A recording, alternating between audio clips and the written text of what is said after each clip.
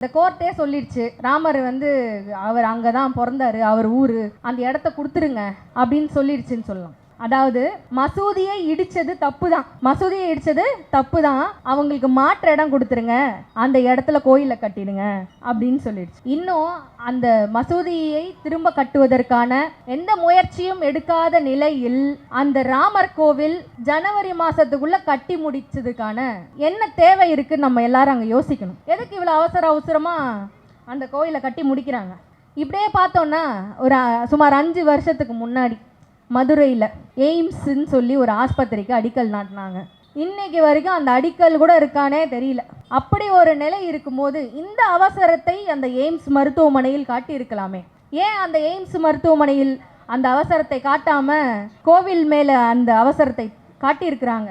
நம்ம தென் இந்தியாவில் அவங்க நுழைய முடியல. ரொம்ப கவனமாக பார்க்க வேண்டிய ஒரு விஷயம் என்னன்னா, உயர் பிரிவில் இருக்கக்கூடிய பிராமணர்களை மட்டும் கைகள் வைத்து கொண்டால் இந்த தேர்தலில் ஜெயிக்க முடியாதுன்னு அவங்களுக்கு நல்லா தெரியும். இதற்கான ஒரு டிராப்புக்குள்ள தான் நம்ம சிக்கி இருக்கோம். ஒட்டுமொத்த இந்து மக்களை கைக்குள் வச்சு கொண்டு போனாதான் இது அரசியலாக்க முடியும்னு அவங்களுக்கு நல்லாவே தெரிஞ்சிருக்கு. நமக்கு போன டிசம்பர் மாதம் வாரம்லாம் நல்ல புயல் அடிச்சுது, பிக்ஜாம் புயல், மழை அடிச்சுது. சென்னை எப்பவும் டிசம்பர் மாசத்துல மூழ்கும் அதானே.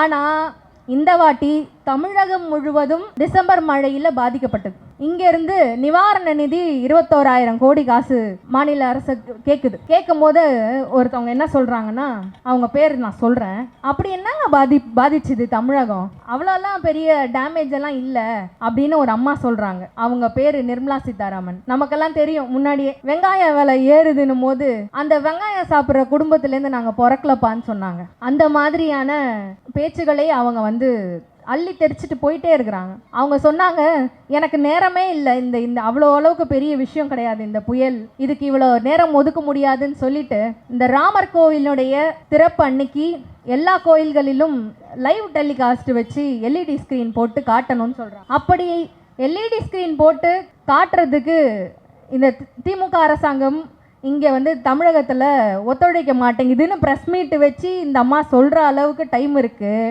ஆனால் நம்மளுடைய புயல் நிவாரண நிதியை பற்றி பேசுவதற்கு கூட நேரம் இல்லைன்னு சொன்ன பிஜேபி அரசாங்கத்தினுடைய அமைச்சர்களில் ஒருவர் நிர்மலா சீதாராமன் அவர்கள் என்பதை நம்ம தெரிஞ்சு பார்க்கணுன்றது. இது இவ்வளோ ஏங்க நமக்கு இங்கே இருக்குது மீனாட்சி காலேஜ். நிறைய பேருக்கு இங்கே நம்ம வீட்டில் பசங்கள்லாம் அங்கே தான் படிப்பாங்க. மீனாட்சி காலேஜில் ஒரு நிகழ்வு நடக்குது. என்னன்னா, அதே ராமர் கோவில் திறப்பன்னைக்கு ஒரு எல்இடி ஸ்க்ரீன் வச்சு அந்த ஸ்க்ரீனில் அதை லைவ் டெலிகாஸ்ட் பண்ணணும் அப்படின்னு சொல்கிறாங்க. அதுக்கு நம்ம வீட்டு பசங்க எல்லாம் கம்பல்சரி புடவை கட்டிட்டு வரணும், இல்லைன்னா நம்மளுடைய இன்டர்னல் மார்க்கில் கை வைப்பேன்னு சொல்கிறாங்க. அப்படி மிரட்டுறாங்க. இந்த மிரட்டலுக்குள்ளேயும் ஒரு தளர்வு இருந்திருக்கு. என்ன தளர்வுன்னு கேட்டிங்கன்னா, பெண்கள் மாதவிடாயில் இருக்கும் பொழுது அவர்களுக்கு அன்னைக்கு அந்த ஸ்க்ரீனில் பார்ப்பதற்கு கூட அவசியம் இல்லை, கட்டாயம் இல்லைன்னு சொல்கிறாங்க. ஸ்க்ரீனில் பார்க்கறது கூட அவங்க ஒரு வரையறையை நிர்ணயம் பண்ணாதான் நம்ம அதை பார்க்க முடியும். அப்படியான ஒரு அரசியலை அவங்க நமக்குள்ள புகுத்துறாங்க. அப்படி இல்லையா ஃபைனை போடுவோம், மார்க்ல கை வைப்போம்னு சொல்லி மிரட்டுறாங்க. காந்தி கொல்லப்பட்டதை அழுத்தமாக மக்கள் மத்தியில் இன்னைக்கு டிஒஎஃப் என்ற ஒரு அமைப்பு பேசிக்கிட்டு இருக்கோம். காந்தி உங்களுக்கு தெரியும், எல்லாம் பேசிக்கிட்டு இருக்காங்க. காந்தி நினைவு தினம், ஒரு தலைவர்கள் இறந்து போனால் நினைவு தினம்னு பேசிக்கிட்டு இருப்போம்.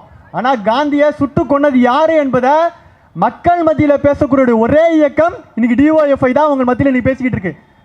காந்தி ஏன் கொல்றாங்க, காந்தியை ஏன் இந்த ஆர்எஸ்எஸ் காரங்க கொல்லணும் என்பதை கேள்வியை மக்கள் கேட்கணும்.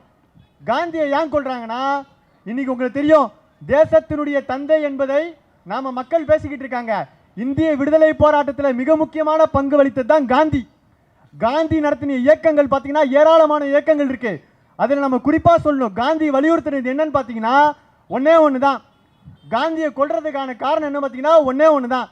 ஏன்னா காந்தி சொன்னது, இந்த இந்திய விடுதலை போராட்டத்தில் இந்துக்கள் போராடினார்கள், இதே இந்திய விடுதலை போராட்டத்தில் கிறிஸ்டியன் போராடினார்கள், இதே இந்திய விடுதலை போராட்டத்தில் இஸ்லாமியர்கள் போராடினார்கள், இதே இந்திய விடுதலை போராட்டத்தில் சீக்கியர்கள் போராடினார்கள்.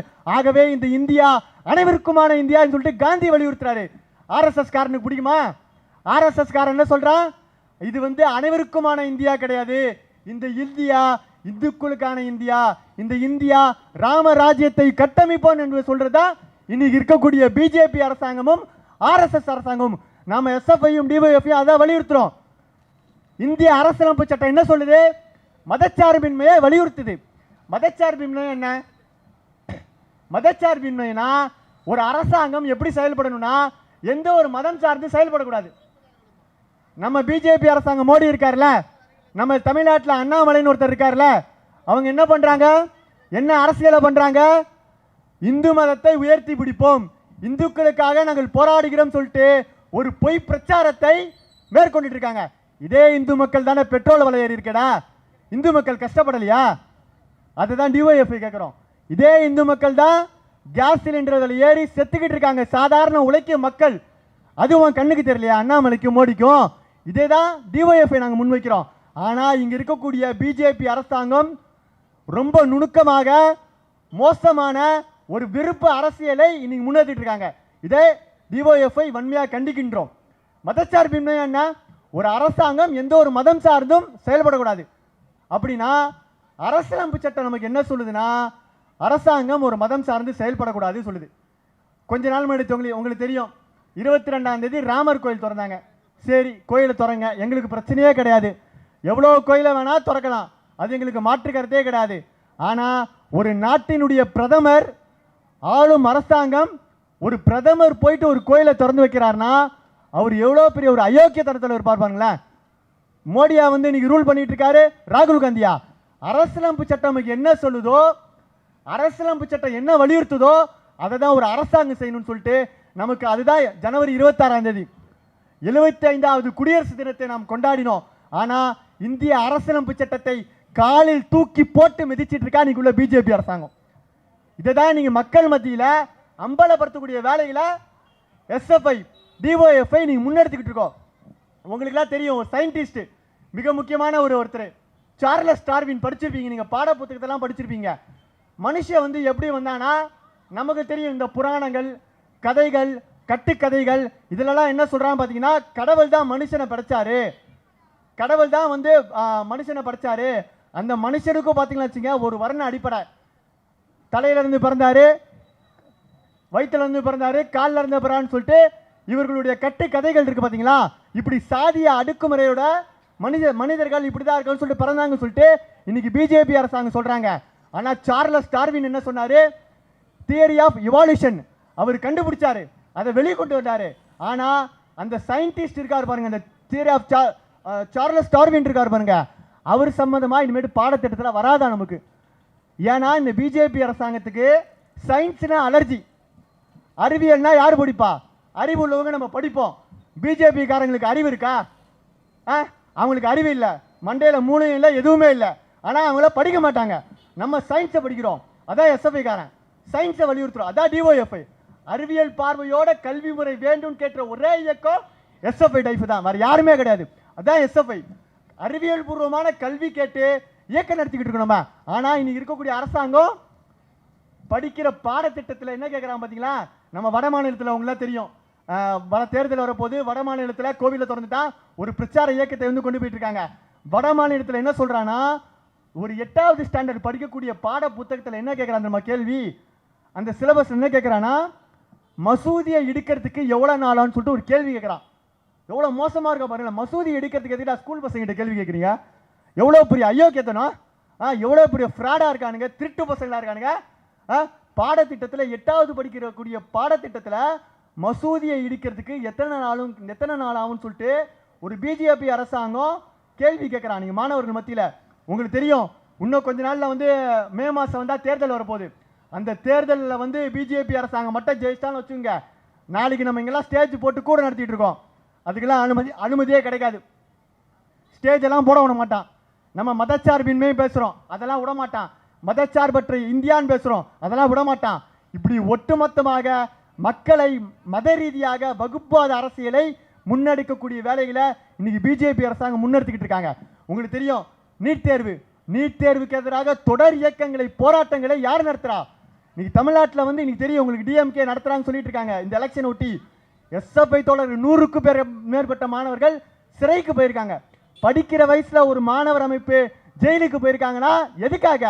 நம்ம பிள்ளைங்களாம் படிக்கணும், நம்ம பிள்ளைங்களாம் டாக்டர் ஆகணும்னு சொல்லிட்டு எஸ்எஃப்ஐ போராட்டம் நடத்திக்கிட்டு இருக்கு. அதுதான் எஸ்எஃப்ஐ டிஒஎஃப்ஐ. ஆனால் இனி இருக்கக்கூடிய பிஜேபி அரசாங்கம் நீட்டை கொண்டு வராங்க. நீட்னால யார் பாஸ் ஆகிறா? யார் வந்து டாக்டர் ஆகிறா? நீட் தேர்வு யாருக்கான தேர்வு? எவ்வளோ பெரிய அயோக்கியதனமா இல்லை?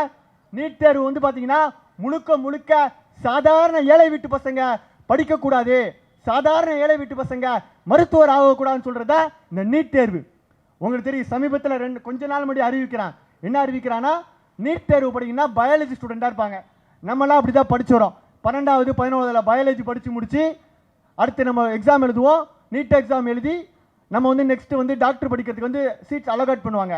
இப்போ ஒரு நீட்டுன்னு ஒரு எக்ஸாமை கொண்டு வந்து ஆல் இண்டியா லெவலில் ஒரு எக்ஸாம் எழுதுன்னு சொல்லிட்டு வலியுறுத்துறான். சரி, அந்த என்ட்ரன்ஸ் எழுதிக்கிட்டு இருக்காங்க பசங்க கஷ்டப்பட்டு, சாதாரண ஏழை வீட்டு பசங்க. கவர்மெண்ட் ஸ்கூலில் சில இடத்துல கோச்சிங் தரான்னு சொல்கிறாங்க. ஒரு சைடு பார்த்தீங்கன்னா லட்சம் கோடி இருந்தால் தான் செலவு பண்ணி நம்ம வந்து நீட் எக்ஸாம் அட்டன் பண்ண முடியும். இப்போ கொஞ்ச நாள் முன்னாடி என்னமா சொன்னால், பயாலஜி ஸ்டூடெண்ட் இல்லைனாலும் நீட் எழுதலாமா? பயாலஜி படித்தா தான் டாக்டர் படிக்க முடியும். அப்போ கம்ப்யூட்டர் சயின்ஸ் படித்து டாக்டர் படிக்க முடியுமா?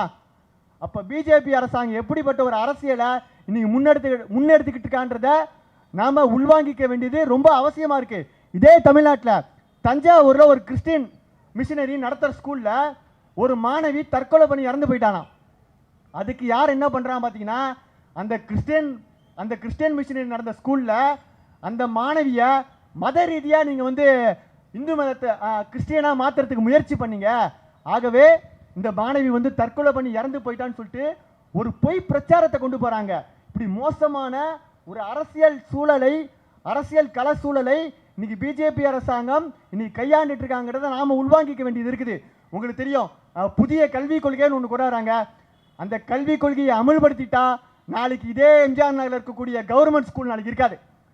இந்த சத்யா நகரில் சூளப்பழத்தில் இங்கே எம்ஜிஆர் நகரில் இருக்கக்கூடிய சாதாரண ஏழை வீட்டு பசங்க இந்த கவர்மெண்ட் ஸ்கூலில் போய் படிக்க முடியாது. அதை தான் பிஜேபி அரசாங்கம் விரும்புகிறான், அதை தான் மோடி அரசாங்கம் விரும்புகிறான். ஆனால் நாம் எஸ்எஃப் என்ன சொல்கிறோம்? பொது கல்வியை பாதுகாக்க வேண்டும் என்று அழுத்தமாக நம்ம வலியுறுத்திக்கிட்டு இருக்கோம். ஏன் இன்னைக்கு காந்தியுடைய நினைவு தினத்தில் இப்படி ஒரு பிரச்சார இயக்கத்தை நடத்த வேண்டியது இருக்கு? இன்னைக்கு நாடு முழுவதும் ஒரு பதட்டமான சூழலை வச்சிருக்கணும்னு சொல்லிட்டு பிஜேபி அரசாங்கம் ரொம்ப நுணுக்கமாக வந்து வட மாநிலங்களில் இந்த அரசியல் சூழலை கையாண்டிட்டு இருக்காங்க. கோயில் திறப்பாக இருக்கட்டும், இல்லை நீட் எக்ஸாமாக இருக்கட்டும், இல்லை அடுத்து கல்வித்துறை மீதான தாக்குதலாக இருக்கட்டும், ஏராளமான விஷயங்களை இன்னைக்கு பிஜேபி அரசாங்கம் இன்னைக்கு முன்னெடுத்துட்டு வராங்க. இதற்கு எதிரான இயக்கத்தை வலுவாக நாம் முன்னெடுக்க வேண்டியிருக்குது. இதை எல்லாத்தையும் மக்கள் மத்தியில் போய் பேசணும், மக்களோட உரையாடணும். ஏன்னா இன்னைக்கு மக்கள் தமிழ்நாட்டில் தெரியும் உங்களுக்கு, மதச்சார்பற்ற இந்தியாவை பாதுகாக்கணும்னு சொல்லிட்டு வலுவா ஒரு இயக்கம் பல்வேறு கட்ட பிரச்சாரங்களை இன்றைக்கு தமிழ்நாடு முழுவதும் இந்தியா முழுவதும் மதச்சார்பற்ற இந்தியாவை பாதுகாக்கணும் வலியுறுத்தி நாம் இந்த தெருமுனை பிரச்சார இயக்கமாகட்டும் பல்வேறு கட்ட இயக்கங்களை நாம் இந்த காந்தி கொல்லப்பட்ட தினத்தில் முன்னெடுத்துக்கிட்டு இருக்கோம். ஆர்எஸ்எஸ்னுடைய லீடர், ஆர்எஸ்எஸ்னுடைய தலைவர் ஒருத்தர் பேசுறாரு, மோகன் பகவத்னு.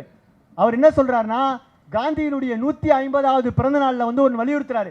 என்ன சொல்றாருன்னா, காந்தியையும் எங்களையும் யாரு கொன்னது யாரு பார்த்தீங்கன்னா கோட்சே, ஆர்எஸ்எஸ் காரன், ஒரு பிஜேபி காரன், ஆர்எஸ்எஸ் ஐடியாலஜியில் இருக்கக்கூடிய இந்து மதவெறியர்கள் தான் நம்ம காந்தியை கொன்னாங்க. ஆனால் அவர் என்ன சொல்றாரு பார்த்தீங்கன்னா, காந்தியையும் எங்களையும் பிரிக்கிறதுக்கு முயற்சி பண்ணுறோமா. கொன்னது யாரு பார்த்தீங்கன்னா ஆர்எஸ்எஸ் காரன், கொன்னுட்டு எங்களையும் அவங்களையும் பிரிக்க பார்க்குறான்னு சொல்லிட்டு காந்தியினுடைய 150வது பிறந்த தினத்தில் ஆர்எஸ்எஸ்னுடைய தலைவர் மோகன் பகவத் பேசுகிறாரு. எப்படி ஒரு அயோக்கியத்தனமான ஒரு போக்குகளை மக்கள் மத்தியில் வட மாநிலங்களில் ஏராளமான விஷயங்களை இன்னைக்கு முன்னெடுத்துக்கிட்டு இருக்காங்கிறத நாம் வந்து பார்க்க வேண்டியிருக்குது. குறிப்பாக இன்றைக்கு நாம் வலியுறுத்த வேண்டியது மதச்சார்பற்ற இந்தியாவை பாதுகாக்க வேண்டும். இந்த பாசிச மோடி அரசை வருகின்ற 2024 தேர்தலில் மக்கள் மத்தியில் அம்பலப்படுத்தி விரட்டி அடிக்க வேண்டிய கடமை நமக்கு இருக்குது. அதை தான் காந்தி விரும்பினார். மதச்சார்பற்ற இந்தியாவை தான் காந்தி விரும்பினார். இந்தியா பாகிஸ்தான் பிரிவினை போது அதை விரும்பலை. ஆனால் இருக்கக்கூடிய ஆர்எஸ்எஸ் காரங்க ஒரு விடுதலை போராட்டத்தில் கூட பங்கேற்கல. தமிழ்நாடு நமக்கு ஒரு கிண்டியில் ஒருத்தர் இருக்கார், ஆளுநர் ரவின்னு ஒருத்தர். அவர் எதற்கு இருக்காருன்னு இப்போ வரைக்கும் நமக்கே தெரில. அவர் என்ன சொல்கிறார் பார்த்தீங்கன்னு வச்சுங்களேன், காந்தியினுடைய போராட்டம் 1942க்கு பிறகு பலனளிக்கவில்லையா, காந்தியினுடைய போராட்டமே பெரிய அளவில் வந்து ரிசல்ட் கொடுக்கல அப்படின்னு சொல்லிட்டு தமிழ்நாட்டுடைய ஆளுநர் பேசுகிறாரு. அவர்கிட்ட நான் ஒன்றே ஒன்று கேட்குறேன், ஆர்எஸ்எஸ் காரதான ஆளுநர், அவர்கிட்ட ஒன்றே ஒன்று கேட்குறேன், உங்களுடைய தலைவர்கள் கோல்வார்க்கராக இருக்கட்டும், சவார்காரா இருக்கட்டும், யாராவது விடுதலை போராட்டத்தில் பங்கேற்றார்களா? ஆளுநர் ரவியை பார்த்து டைரக்டாக கேட்குறோம், வாங்க விவாதிக்கலான்னு கூப்பிடுறோம். ஒருத்தராவது ஆர்எஸ்எஸ்காரன் விடுதலை போராட்டத்தில் பங்கேற்றான்ற ஒரு சான்று இருக்கா? பிரிட்டிஷ்காரங்கிட்ட கடிதம் எழுதி கொடுத்து எங்களை விடுதலை செய்ய சொல்லிட்டு மன்னிப்பு கடிதம் எழுதி கொடுத்துறதா ஆர்எஸ்எஸ் வரலாறு. நம்மளுடைய வரலாறு என்ன? விடுதலை போராட்டத்தை துவங்கி இன்றைக்கு வரைக்கும் மக்களுடைய அடிப்படை பிரச்சனைக்காக, வகுப்போத அரசியலுக்கு எதிராக மக்களை அணிதிரட்டி மக்களுடைய அடிப்படை பிரச்சனைக்காக கல்வியை பாதுகாக்க வேண்டும், நீட் தேர்வை ரத்து செய்ய வேண்டும் என்று வலியுறுத்தி மக்களுடைய கோரிக்கையை முன்னிறுத்தி ஏராளமான இயக்கங்களை எஸ்எஃப்ஐ டிஒஎஃப்ஐ நீங்கள் முன்னெடுத்துட்டு இருக்கோம். அந்த அடிப்படையில் இன்றைய பிரச்சார இயக்கத்திற்கு வருகை தந்துள்ள அத்தனை தோழர்களுக்கும் என்னுடைய வாழ்த்துக்களையும் நன்றியை தெரிவித்துக் கொள்கிறேன். மதச்சார்பற்ற இந்தியாவை பாதுகாப்போம், பாசிச பிஜேபி அரசை விரட்டி அடிப்போம் என்று சொல்லிக்கொண்டு வாய்ப்புக்கு நன்றி கூறி விடைபெறுகிறேன். நன்றி.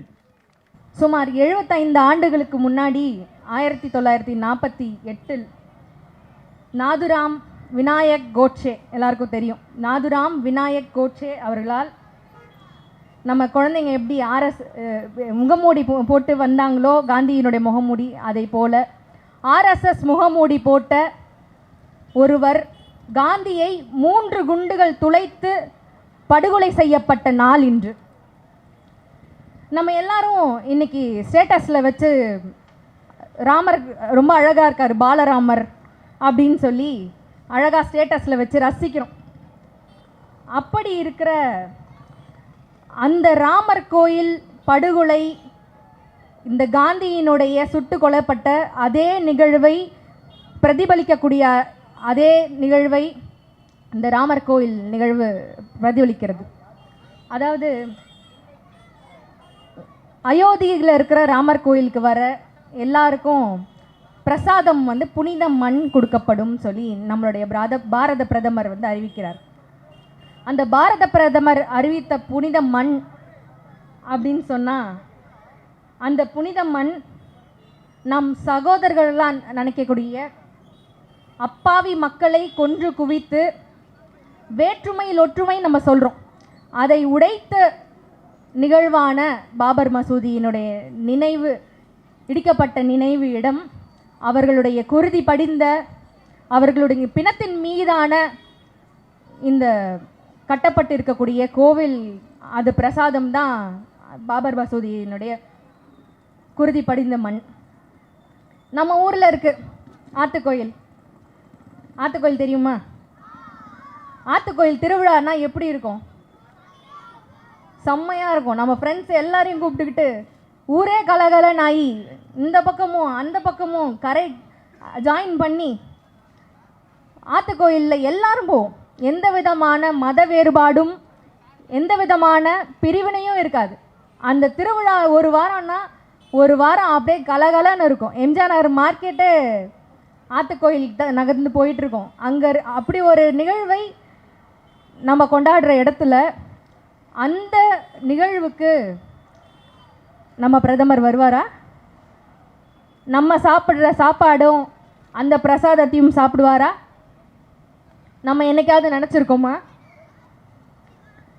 நம்ம எந்த மதத்திற்கும் எந்த கோவிலுக்கும் எதிரானவங்களே இல்லை. எல்லாத்துக்கும் அப்பாற்பட்ட அந்த பிரச்சனை ரொம்ப தீவிரமான ஒரு விஷயத்தை முன்வைத்து இருக்கிறது. எந்த மதமாக வேணாலும் இருக்கட்டும், ஒரு கோவில் இருக்குது, கண்ணு முன்னாடி பாபர் மசூதி இருக்குது, அதை இடிச்சிட்டு அந்த இடத்துல கோவில் கட்டுவேன்னு சொன்னால் அது தப்பு பண்ணதாகவே இருக்கட்டும். ஒரு உதாரணத்துக்கு, ஒருத்தர் திருடிட்டார். ஒருத்தர் திருடிட்டு அந்த காசு வச்சு ஒரு காரை வாங்கி வச்சுருக்கும் போது இன்னொருத்தர் வராரு, அந்த காசை பிடுங்கி அவரை அடித்து போட்டு அந்த காரை எடுத்துகிட்டு அவருக்கு ஸ்டார்ட் பண்ண தெரில, தள்ளிட்டு போகிறாரு. தள்ளிட்டு போகும்போது ஒருத்தர் என்னப்பா கஷ்டப்பட்டு தள்ளிட்டு போறியே, நான் ஸ்டார்ட் பண்ணி தரட்டுமான்னு கேட்டால் அவருக்கும் அந்த திருட்டுலேயும் அந்த கொலையிலையும் பங்கு இருக்குது. அப்படியான ஒரு நிகழ்வை தான் நம்ம பாரத பிரதமர் கையில் எடுத்திருக்கிறார். போய் ராமர் கோவிலின் பூஜையை ஆரம்பித்து கொடுத்துருக்கிறார். இதை நம்ம வெறும் இந்த எக்ஸாம்பிள் மாதிரி பார்த்துட முடியாது. இதே மாதிரி ஒரு நிகழ்வு வாரணாசியில் நடக்குது. அதுவும் இது இப்போ ரீசெண்டாக சொல்கிறோம். இதே மாதிரியான ஒரு மசூதியின் கீழே வந்து கோவிலுடைய தடம் தெரியுது அப்படின்னு சொல்லி மீடியாலலாம் வந்துருச்சு. என்னன்னு வருதுன்னா, எங்கள் கோவிலுடைய தடம் தெரிஞ்சிருச்சு, அகழ்வாராய்வு செஞ்ச இடத்துல அந்த கோவிலுடைய தடம் தெரிஞ்சதுனால இதை எங்களுக்கு மீட்டு கொடுக்கணும், இதை இடித்து நாங்கள் கோயில் கட்ட போகிறோம் அப்படின்னு சொல்லி பேசும்போது, அந்த கோர்ட்டில் ப்ரெசன்ட் பண்ண அந்த டிராஃப்ட்டு அது என்ன சொல்லுதுன்னு சொன்னால், எங்களுக்கு இந்த ஆய்வை நடத்தி முடிக்க நேரம் போதவில்லை, நாங்கள் இன்னும் இந்த ஆய்வை தொடர வேண்டும்னு சொல்லி அந்த டிராஃப்ட் சொல்லுது. அப்படி இது வந்து எப்படி பிரித்து பார்க்குறாங்க அப்படின்றத நம்ம யோசிக்கணும். ஆல்ரெடி கோவில் இருந்து தான் சொல்கிறாங்க, அதுக்குன்னு அதை இடித்து இன்னொரு இடத்துக்கு கொடுக்கறதுங்கிறது ஒரு பிரச்சனையை திரும்பவும் கிளப்புறதுக்கான ஒரு ஒரு சுவடு தெரியுதுங்கிறது, மீண்டும் ஒரு கலவரமும் மீண்டும் ஒரு பாபர் மசூதியின் நிகழ்வை தூண்டுவதற்கான ஒரு முயற்சி. அந்த முயற்சி இதில் என்னடா ஆதாயம் இருக்குன்னு நம்ம யோசிக்கலாம். நம்ம இந்த கோர்ட்டே சொல்லிடுச்சு, ராமர் வந்து அவர் அங்கே தான் பிறந்தார், அவர் ஊர், அந்த இடத்த கொடுத்துருங்க அப்படின்னு சொல்லிடுச்சுன்னு சொல்லலாம். என்னதான் சொல்லுச்சு? அதாவது மசூதியை இடித்தது தப்பு தான், மசூதியை இடித்தது தப்பு தான், அவங்களுக்கு மாற்று இடம் கொடுத்துருங்க, அந்த இடத்துல கோயிலை கட்டிடுங்க அப்படின்னு சொல்லிடுச்சு. இன்னும் அந்த மசூதியை திரும்ப கட்டுவதற்கான எந்த முயற்சியும் எடுக்காத நிலையில் அந்த ராமர் கோவில் ஜனவரி மாதத்துக்குள்ளே கட்டி முடிச்சதுக்கான என்ன தேவை இருக்குன்னு நம்ம எல்லாரும் அங்கே யோசிக்கணும். எதுக்கு இவ்வளோ அவசரமாக அந்த கோயிலை கட்டி முடிக்கிறாங்க? இந்த மசூதிக்கும் அந்த கோயிலுக்கும் ஒரு ஒரு வித்தியாசம் வந்து கூடிய சீக்கிரத்தில் நமக்கு வந்து தேர்தல் பக்கத்தில் இருக்குது. இது வெறும் சாதிய மோதலோ இல்லை மதத்தின் அடிப்படையிலான மோதலுக்கான நிகழ்வு கிடையாது. நம்ம ரொம்ப கவனமாக பார்க்க வேண்டிய விஷயம். நம்மளுடைய ரொம்ப பக்கத்தில் தேர்தல் இருக்குது, இதை நம்ம வந்து மறந்துடக்கூடாது. இப்படியே பார்த்தோன்னா ஒரு சுமார் 5 வருஷத்துக்கு முன்னாடி மதுரையில் எய்ம்ஸ்ன்னு சொல்லி ஒரு ஆஸ்பத்திரிக்கு அடிக்கல் நாட்டினாங்க. இன்றைக்கி வரைக்கும் அந்த அடிக்கல் கூட இருக்கானே தெரியல. அப்படி ஒரு நிலை இருக்கும்போது இந்த அவசரத்தை அந்த எய்ம்ஸ் மருத்துவமனையில் காட்டியிருக்கலாமே. ஏன் அந்த எய்ம்ஸ் மருத்துவமனையில் அந்த அவசரத்தை காட்டாமல் கோவில் மேலே அந்த அவசரத்தை காட்டியிருக்கிறாங்க? இந்த மண் பெரியார் பிறந்த மண், இந்த மண் திராவிட மண். நம்மளுடைய பக்கத்து மாநிலமான கேரளா என்பது இடதுசாரி அரசாங்கத்தினால் ஆளப்பட்டு கொண்டிருக்கிறது. நம்ம தென் இந்தியாவில் அவங்க வந்து நுழைய முடியல.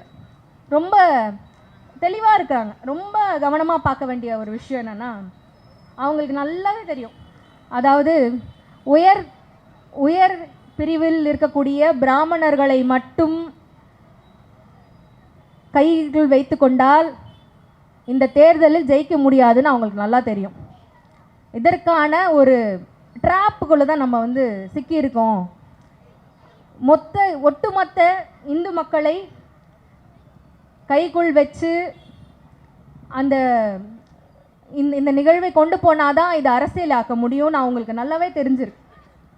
நமக்கு போன டிசம்பர் மாதம் வாரம்லாம் நல்ல புயல் அடிச்சுது, பிக்ஜாம் புயல், மழை அடிச்சுது. சென்னை எப்போவும் டிசம்பர் மாதத்தில் மூழ்கும் அதானே. ஆனால் இந்த வாட்டி தமிழகம் முழுவதும் டிசம்பர் மழையில் பாதிக்கப்பட்டது.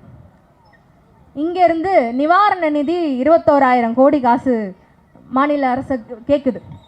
கேட்கும் போது ஒருத்தவங்க என்ன சொல்கிறாங்கன்னா, அவங்க பேர் நான் சொல்கிறேன், அப்படி என்னங்க பாதிச்சுது தமிழகம், அவ்வளோலாம் பெரிய டேமேஜ் எல்லாம் இல்லை அப்படின்னு ஒரு அம்மா சொல்கிறாங்க. அவங்க பேர் நிர்மலா சீதாராமன். நமக்கெல்லாம் தெரியும், முன்னாடியே வெங்காய விலை ஏறுதுன்னும் போது அந்த வெங்காயம் சாப்பிட்ற குடும்பத்துலேருந்து நாங்கள் பிறக்கலப்பான்னு சொன்னாங்க. அந்த மாதிரியான பேச்சுகளை அவங்க வந்து அள்ளி தெரிச்சிட்டு போயிட்டே இருக்கிறாங்க. அவங்க சொன்னாங்க, எனக்கு நேரமே இல்லை, இந்த அவ்வளோ அளவுக்கு பெரிய விஷயம் கிடையாது இந்த புயல், இதுக்கு இவ்வளோ நேரம் ஒதுக்க முடியாதுன்னு சொல்லிட்டு இந்த ராமர் கோவிலுடைய திறப்பு அன்னைக்கு எல்லா கோயில்களிலும் லைவ் டெலிகாஸ்ட் வச்சு எல்இடி ஸ்க்ரீன் போட்டு காட்டணும்னு சொல்கிறாங்க. அப்படி எல்இடி ஸ்க்ரீன் போட்டு காட்டுறதுக்கு இந்த திமுக அரசாங்கம் இங்கே வந்து தமிழகத்தில் ஒத்துழைக்க மாட்டேங்குதுன்னு ப்ரெஸ் மீட்டு வச்சு இந்த அம்மா சொல்கிற அளவுக்கு டைம் இருக்குது. ஆனால் நம்மளுடைய புயல் நிவாரண நிதியை பற்றி பேசுவதற்கு கூட நேரம் இல்லைன்னு சொன்ன பிஜேபி அரசாங்கத்தினுடைய அமைச்சர்களில் ஒருவர் நிர்மலா சீதாராமன் அவர்கள் என்பதை நம்ம தெரிஞ்சு பார்க்கணுன்றது. இது இவ்வளோ ஏங்க நமக்கு இங்கே இருக்குது மீனாட்சி காலேஜ். நிறைய பேருக்கு இங்கே நம்ம வீட்டில் பசங்கள்லாம் அங்கே தான் படிப்பாங்க. மீனாட்சி காலேஜில் ஒரு நிகழ்வு நடக்குது. என்னன்னா, அதே ராமர் கோவில் திறப்பன்னைக்கு ஒரு எல்இடி ஸ்க்ரீன் வச்சு அந்த ஸ்க்ரீனில் அதை லைவ் டெலிகாஸ்ட் பண்ணணும் அப்படின்னு சொல்கிறாங்க. அதுக்கு நம்ம வீட்டு பசங்க எல்லாம் கம்பல்சரி புடவை கட்டிட்டு வரணும், இல்லைன்னா நம்மளுடைய மார்க் இன்டர்னல் மார்க்கில் கை வைப்பேன்னு சொல்கிறாங்க. அப்படி மிரட்டுறாங்க. இந்த மிரட்டலுக்குள்ளேயும் ஒரு தளர்வு இருந்திருக்கு. என்ன தளர்வுன்னு கேட்டிங்கன்னா, பெண்கள் மாதவிடாயில் இருக்கும் பொழுது அவர்களுக்கு அன்னைக்கு அந்த ஸ்க்ரீனில் பார்ப்பதற்கு கூட அவசியம் இல்லை, கட்டாயம் இல்லைன்னு சொல்கிறாங்க. ஸ்க்ரீனில் பார்க்கறது கூட அவங்க ஒரு வரையறையை நிர்ணயம் பண்ணாதான் நம்ம அதை பார்க்க முடியும். அப்படியான ஒரு அரசியலை அவங்க நமக்குள்ளே புகுத்துறாங்க. அப்படி இல்லையா ஃபைனை போடுவோம், மார்க்கில் கை வைப்போம்னு சொல்லி மிரட்டுறாங்க. ஒரு விஷயத்தை நம்ம இன்னைக்கு இவ்வளோ தூரம் பேசுகிறோன்னு சொன்னால், சாகும்போது கூட ஹேராம் சொல்லி அதிகபட்சமாக ஜெய் ஸ்ரீராம் சொன்ன காந்தி அவர்களை கொன்றது எந்த அரசு என்பதை நாம் மறந்துவிடக்கூடாது என்பதை இந்த நேரத்தில் சொல்லிக்கொண்டு, மகாத்மா காந்தியை சுட்ட தினம் 75 ஆண்டுகளுக்கு முன்னாலே கோட்சேவால் சுடப்பட்ட நாள் இன்று. இன்றைக்கி பார்த்தீங்கன்னா குழந்தைங்க ஒரு மெழுகுவர்த்தி ஏந்தி காந்தியினுடைய நினைவை போற்றும் வகையிலே இங்கே ஊர்வலமாக வந்தார்கள். எந்த குழந்தைங்களுக்கும் பார்த்தீங்கன்னா காந்தியை ரொம்ப பிடிக்கும். ஏன்னா காந்தி எல்லோரையும் ஒற்றுமையாக இருக்க சொல்லியிருக்கிறாரு. சாதி, மதம், இனம், மொழி இதையெல்லாம் கடந்து அனைவரும் சரிசமமாக வாழ வேண்டும் என்பதை வலியுறுத்தியிருக்கிறாரு. இன்றைக்கி இருக்கக்கூடிய இந்திய அரசியலமைப்பு சட்டமும் அதை தான் திரும்ப திரும்ப நம்மளுக்கு சொல்லுது. ஆனால் இன்றைக்கி இருக்கக்கூடிய அரசு இந்திய அரசியலமைப்பு சட்டத்தை மழுங்கடிக்கக்கூடிய வேலையில் தான் தொடர்ந்து இருக்குது. காந்தி ஒன்று சொல்லியிருக்காரு. என்ன சொன்னார்னா, ஒரு பெண் இரவு 12 மணிக்கு உடல் முழுவதும் நகைகளை போட்டுக்கிட்டு அவங்க வீதியை ஒரு ரவுண்டு வந்தாங்கன்னா, எந்த ஒரு பாதிப்பும் இல்லாமல் வந்தாங்கன்னா அப்போ தான் பெண்ணுக்கு விடுதலை கிடைச்சிருக்குது, சுதந்திரம் கிடைச்சதுக்கு என்ற அர்த்தம் அப்படின்னு சொன்னார். இன்றைக்கி பார்த்தீங்கன்னா அது மாதிரி இருக்கா? நகை கூட போட்டு போக தேவையில்ல. சாதாரணமாக ஒரு பெண் வீட்டை விட்டு போயிட்டு திரும்பி வர முடியுதா அப்படின்னு பார்த்தீங்கன்னா முடியல. எடுத்துக்காட்டாக பார்த்தீங்கன்னா சிறுபான்மை மீதான தாக்குதல் எந்த அளவுக்கு இருக்குதுன்னு பார்க்க முடியுது. சமீபத்தில் பார்த்தீங்கன்னா பில்கிஸ் பானு 22 ஆண்டுகளுக்கு முன்னாடி 2002 குஜராத்தில் கோத்ரா ரயில் எரிப்பு சம்பவத்தின் பொழுது பில்கிஸ் பானு என்ற பெண்ணை 11 பேர் கொண்ட கும்பல் பாலியல் பலாத்காரம் செஞ்சது. அவங்கள கைது செய்யப்பட்டு சிறையில் இருந்தாங்க. போன வாட்டி பார்த்தீங்கன்னா சுதந்திர தினத்தன்னைக்கு அவங்க வெளியில் வராங்க. வெளியில் வந்த இவங்களை இன்றைக்கு இருக்கக்கூடிய பாஜக அரசு வரவேற்குது. அங்கங்கே இனிப்பு கொடுத்து உற்சாகப்படுத்துகிறாங்க. அப்போது நாடு எந்த அளவில் போயிட்டுருக்குது பாருங்க. அவங்கள பெரிய தியாகி மாதிரி நடத்துகிறாங்க. தொடர்ச்சியாக மாதர் சங்கம் போன்ற அமைப்புகள் மேல்முறையீடு செய்து அந்த வழக்கில் மறுபடியும் ராமர் கோயில் திறப்பதர் சற்று நேரத்திற்கு முன்னாடி தான் அவங்க மீண்டும் சிறையில் அடைக்கப்படுறாங்க. உச்ச நீதிமன்றமும் அவங்கள சிறையில் அடைக்கணும் அப்படின்னு சொல்லிட்டு தீர்ப்பையும் வழங்கியிருக்கிறது. தொடர் போராட்டத்துக்கு பின்பு தான் இது மாதிரி இன்னைக்கு இருக்கக்கூடிய ஆர்எஸ்எஸ் என்ன சொல்லுதோ அதை தான் இன்னைக்கு இருக்கக்கூடிய பாஜக வந்து செய்து கொண்டிருக்கிறது அப்படின்னு நினைக்கிறோம். இன்னைக்கு பார்த்தீங்கன்னா நம்ம பல மதங்களை கடந்து இன்னைக்கு சிறுபான்மை வீட்டில் வந்து ஒரு பண்டிகை கொண்டாடுறாங்கன்னு அப்படின்னு வச்சுங்களேன், நம்ம அவங்க வீட்டில் இருந்து பிரியாணி கொடுப்பாங்க. நம்ம வீட்டில் வந்து கூழ் ஊற்றினோன்னா அவங்களுக்கு நம்ம கூழ் கொடுப்போம், பொங்கல் வச்சா பொங்கல் கொடுப்போம், பக்ரீத் அன்னைக்கு பிரியாணி வரும். அதே மாதிரி கிறிஸ்மஸ் அன்னைக்கு பிரியாணி கொடுப்பாங்க கிறிஸ்தவர்கள். இது மாதிரி வந்து அண்ணன் தங்கச்சிகளாக மாமன் மச்சான் உறவுகளாய் வாழ்ந்து கொண்டிருக்கக்கூடிய இந்த நாட்டில் சிஏஏ என்ஆர்சி அப்படின்ற ஒரு சட்டத்தை வந்து இன்னைக்கு இருக்கக்கூடிய மோடி அரசு கொண்டு வந்தது. அமித்ஷா என்ன சொல்கிறாரு, அந்த சட்டத்தை நிறைவேற்றியே தீர்வோம் அப்படின்னு சொல்கிறாரு. ஆனால் 2 நாடாளுமன்றத்தில் 2 அவைகளிலும் அந்த சட்டம் ஏற்றப்பட்டு ஆளுநர் ஒத்துழைப்பு கொடுத்துருக்காங்க. பல்வேறு போராட்டம் நடத்தியதன் விளைவாக வந்து அந்த சட்டம் வந்து இப்போ நிறுத்தி வச்சிருக்கிறாங்க. இது மாதிரி சிறுபான்மை மீதான தாக்குதல்களும் சிறுபான்மைகளுக்கு எதிரான சட்டங்களும் கொண்டு வருவதில் வந்து இன்றைக்கி இருக்கக்கூடிய மோடி அரசாங்கம் வந்து சிறப்பாக வந்து அதை தான் வந்து செயல்படுத்தி கொண்டிருக்கிறது அப்படின்ற பார்க்கணும். அதே மாதிரி பார்த்திங்கன்னா இன்றைக்கி ஏராளமான விலைவாசி உயர்வு, வேலையில்லா திண்டாட்டம் ஆகிய வந்து அதிகரிச்சுனே இருக்குது. இந்த காலகட்டத்தில் இதையெல்லாம் கொஞ்சம் கூட பொருட்படுத்தாமல் ராமர் கோயிலை கட்டணும், ராமர் கோயிலுக்கு எவ்வளோ பேரை கூப்பிட்டுறது அப்படின்னு சொல்லிட்டு அவரே வந்து போயிட்டு எல்லாரையும் திரட்டக்கூடிய ஒரு முதல் தலைவராக வந்து மோடி அவர்கள் இருக்கிறாங்க. இன்றைக்கி பார்த்தீங்கன்னா ராமர் கோயில் திறக்கிறதுக்கு நிறைய வீடுகளில் நேரடியாக அழைப்புகள் கொடுக்கப்படுது. அர்ச்சனை பண்ணுங்க, பெண்கள் வீட்டில் விளக்கேற்றுங்க என்று உட்பட பிரச்சாரங்கள் வந்து அதிகமாக போயினே இருக்குது. ராமரை வைத்து அரசியல் நடத்தக்கூடிய சூழ்நிலை இன்னைக்கு இருக்கக்கூடிய பாஜக வந்து இருக்குது. எல்லாத்தையும் வரக்கூடிய தேர்தலில் இதை எல்லாத்தையும் வந்து அவங்க செய்த தவறுகளை எல்லாத்தையும் மறைப்பதற்காக ராமரை வைத்து இன்னைக்கு அரசியல் நடத்தி கொண்டிருக்கிறாங்க. பார்த்தீங்கன்னா பெண்கள் எல்லாரும் விளக்கேற்றுங்க அப்படின்னு சொல்லி சேலத்தில் இது மாதிரி கொடுத்துருக்கும் போது ஒரு பெண்மணி கேட்டிருக்காங்க, எங்களுக்கெல்லாம் அழைப்பு கொடுக்குறீங்க, குடியரசுத் தலைவர் திரௌபதி முர்முக்கு கொடுத்தீங்களா அப்படின்னு கேட்குறாங்க. வாயே திறக்கலையாம். குடியரசுத் தலைவருக்கு கொடுக்கணும்ல, ஏன் கொடுக்கல அப்படின்னும் போது பார்த்தீங்கன்னா வந்து எந்த நிகழ்ச்சியிலையும் குடியரசுத் தலைவர் பங்கேற்கக்கூடாது அப்படின்றதுல வந்து அவர் வந்து ஒரு மூட நம்பிக்கையை வளர்க்குறதுல ஒரு தலைவராக வந்து இருக்கிறாரு அப்படின்னு பார்க்க வேண்டியது இருக்குது. புதிய நாடாளுமன்ற கட்டிடம் திறக்கிறாங்க. புதிய நாடாளுமன்ற கட்டிடம் திறக்கும் போது முதல் குடிமகள்